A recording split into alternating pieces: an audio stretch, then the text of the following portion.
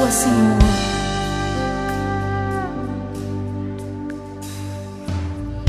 Minha casa será uma casa de bênção.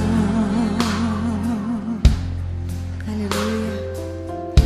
Minha casa será um pedaço do céu.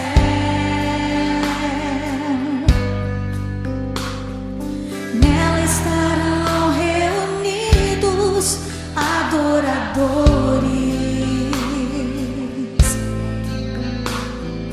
que só exaltam ao Deus verdadeiro e fiel.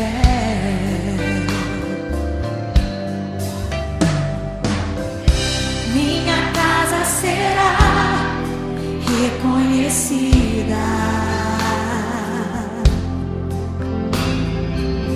como um lugar de milagre e oração,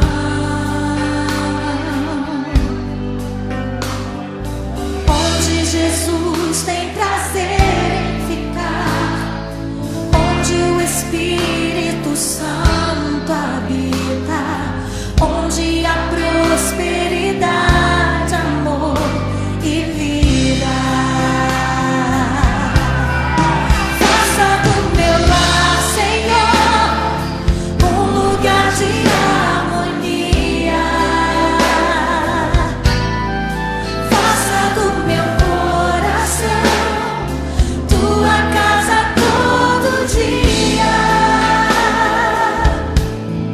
Esteja à vontade pra ficar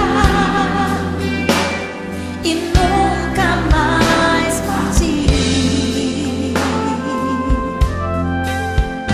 pois a casa que um dia te recebeu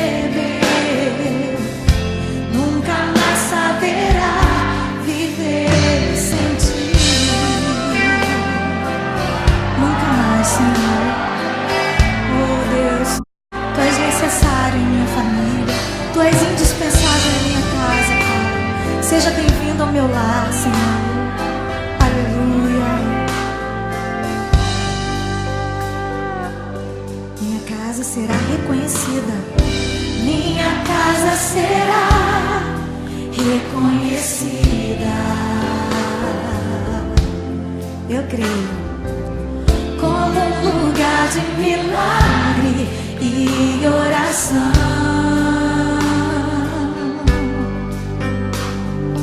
onde Jesus tem prazer em ficar, onde o Espírito Santo